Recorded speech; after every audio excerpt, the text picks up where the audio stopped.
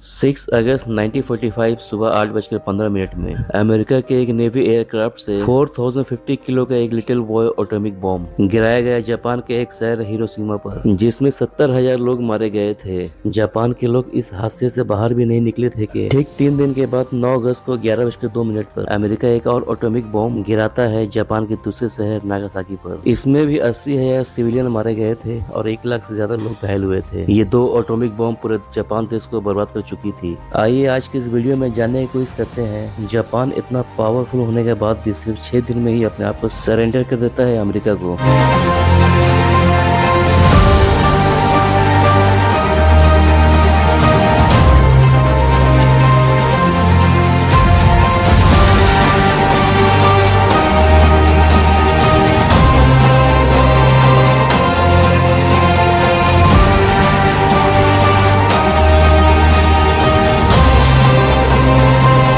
1945 से पहले जापान की हालत बहुत खराब हो चुकी थी। जापान में खाने पीने की बहुत कमी हो चुकी थी। उस टाइम अचानक से अंडा, दूध, कॉफी ये सब गायब हो जाती है पूरे देश से। दूसरी तरफ पूरे जापान देश से पेट्रोल गायब हो जाता है। उस टाइम हिरोशिमा में एक गाड़ी भी नहीं चलती है। एक आम आदमी के पहुंच के बाहर हो जाती है पेट्रोल। फिर दिन आता है 6 अगस्त 1945 सुबह 7:05 में जापान के रेडार ने साउथ के डायरेक्शन से एक अमेरिका के नेवी एयरक्राफ्ट को आते हुए देखा गया। लेकिन उस टाइम जापान के पास इतना भी पेट्रोल नहीं था कोई जहाज भेजकर उस अमेरिका के जहाज को रोक पाए। तुरंत जापान की आर्मी ने शहर के चारों तरफ सायरन बजाना स्टार्ट कर देती है।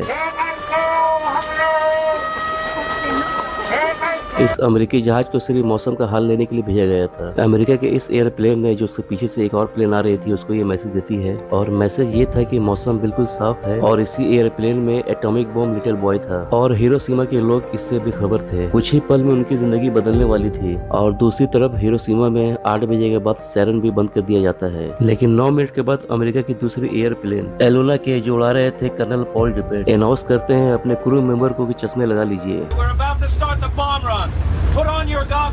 ठीक 8:15 में एयरप्लेन एलोना के एटॉमिक बॉम्ब ड्रॉप करती है हिरोशिमा शहर के ऊपर। इस बॉम्ब को नीचे आने में 43 सेकंड का टाइम लगा था। इस बॉम्ब को गिरना था एक ब्रिज के ऊपर, लेकिन गिरने वक्त हवा के प्रेशर से 250 मीटर दूर जाकर एक हॉस्पिटल के ऊपर गिर गया। इतना पावरफुल बॉम्ब था कि गिरने के कुछ ही सेकंड बाद पूरा शहर तबाह हो गया। कुछ बिल्डिंग सिर्फ कंक्रीट की बच गई थी और बाकी सब कुछ गायब हो गया था शहर से। ये एटॉमिक बॉम्ब इतना पावरफुल था, उसके अंदर जो एक वेव निकला था 15 किलोमीटर में जितने बड़े बिल्डिंग थे सबके शीशे टूट गए थे। हिरोशिमा शहर में 60% से भी ज्यादा बिल्डिंग गिर चुके थे। कई किलोमीटर तक तो सिर्फ आग की आंधी फैली हुई थी। उस टाइम हिरोशिमा के लगभग पॉपुलेशन 2.5 लाख थी। इस हादसे में लगभग 80,000 लोग मारे गए थे। जब ये एटॉमिक बॉम्ब गिरा हिरोशिमा के अंदर तो वहाँ का नजारा ऐसा था कि चारों तरफ सिर्फ लाश ही लाश थी। इतनी ज्यादा बॉडी जल गई थी कि लोग पहचान में नहीं आ रहे थे। इतनी ज्यादा बॉडी गल चुकी थी कि अगर हाथ से उठाए उस बॉडी को तो उसके हाथ में उसका स्किन आ जाए। जब ये एटॉमिक बॉम्ब गिरा था तो उस टाइम टेम्परेचर 4000 सेल्सियस डिग्री में पहुंच गया था। उस टाइम हिरोशिमा में चारों तरफ सिर्फ काले धुएं और जलती हुई चीजें नजर आ रही थी। और उस टाइम पर जो हिरोशिमा के लोग जो बच गए थे इस हादसे में, वो लोग को कुछ समझ ही नहीं आ रहा था कि करे तो करे क्या। 3 दिन तक कोई भी मदद नहीं पहुंचती है वहाँ पर जो लोग थे उसी हाल में जी रहे थे। चारों तरफ सिर्फ लाश ही लाश पड़ी हुई थी। 90,000 के करीब लोग घायल थे। हाल इतना खराब था कि ट्रीटमेंट के लिए हॉस्पिटल कम पड़ रही थी, मेडिसिन नहीं थी, डॉक्टर नहीं थे ज्यादा। इस हादसे के बाद जो हिरोशिमा के लोग बच गए थे वो बहुत बुरी हालत में जी रहे थे। उस टाइम अमेरिका के प्रेसिडेंट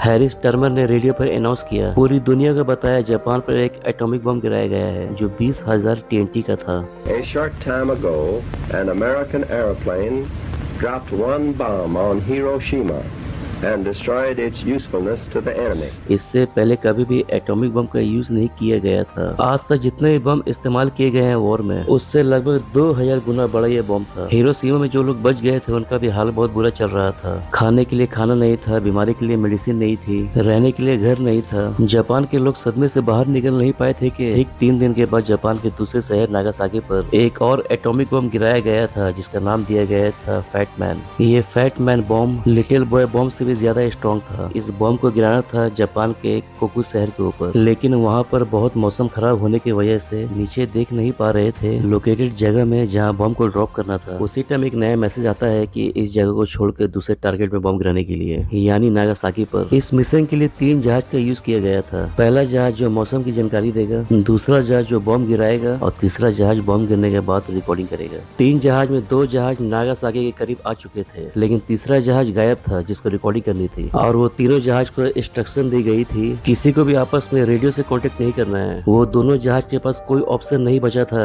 सिवाय इसके कि वो वेट करे तीसरे जहाज के आने तक के लिए। नागासाकी के पास ही राउंड चक्कर लगाने लगते हैं, लेकिन बहुत वेट करने के बाद भी वो जहाज नहीं आ पाती है। अब प्रॉब्लम ये था कि जो जहाज में एटॉमिक बॉम्ब था उस जहाज का सिर्फ फ्यूल 15 गैलन ही बचा हुआ था। तब जहाज के कैप्टन ये डिसाइड करते हैं कि वो तीसरी जहाज का वेट नहीं करेंगे, एटॉमिक बॉम्ब को अभी ही गिराएंगे। लेकिन दूसरी तरफ नागासाकी में जापानीज लोगों ने अमेरिकन प्लेन को देख लिया था, लेकिन उन लोगों को ये लगा कि ये मौसम का हाल लेने आया है ये जहाज। लेकिन कुछ ही वक्त के बाद 11:02 पर 28,000 फीट से ऊपर से गिराया गया फैट बॉम्ब को नागासाकी शहर के ऊपर। ये बॉम्ब गिरने के बाद 4000 सेल्सियस डिग्री की गर्मी पैदा हो गई थी। एटॉमिक बॉम्ब फटने से जो वेव निकला था 1000 किलोमीटर पर आवर था, जो पूरा नागासाकी को अपने अंदर ले लेता है। उसी वक्त वो तीसरा जहाज भी आ जाता है और रिकॉर्डिंग कर लेता है। ये बॉम्ब फटने के बाद 3000 फीट तक ऊपर धुआं उठा था, जो एक मशरूम की शक्ल ले लेता है। जो जहाज के कैप्टन थे कर्नल पॉल डिपेट्स, उन्होंने कहा